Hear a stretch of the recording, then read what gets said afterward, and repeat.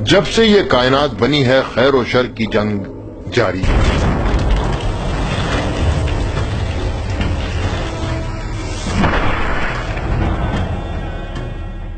شر ہمیشہ طاق میں رہتی ہے اور خیر کے اندیکھے محافظ اپنی قوم اور اپنے ملک کو بچانے کے لیے ہمیشہ چاق و چوبند.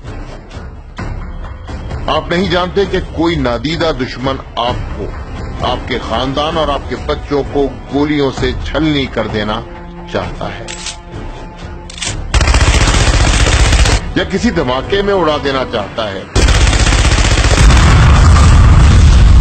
مگر کوئی نادیدہ طاقت ایسی ہے جو آپ کے اور آپ کے دشمن کے درمیان کھڑی ہے.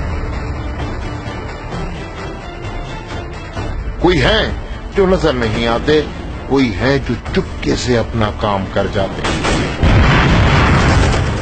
کوئی ہے جن سے دہشت ڈرتی ہے، خوف جن سے خوف زدہ ہے. ISI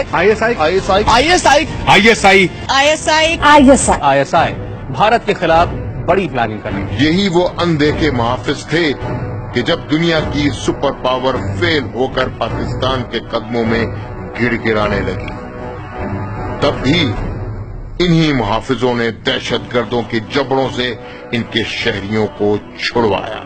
I have seen similar operations that have been bungled much very badly, but this has been a tremendously precision work. Pakistan کو 2015 تک صفحہ ہستی سے مٹا دینے کا دعویٰ کرنے والا امریکہ آج افغانستان میں پاکستان سے امن کی بھیک مانگتا ہے تو یہ انہی اندیکھے محافظوں کی قربانیاں ہیں.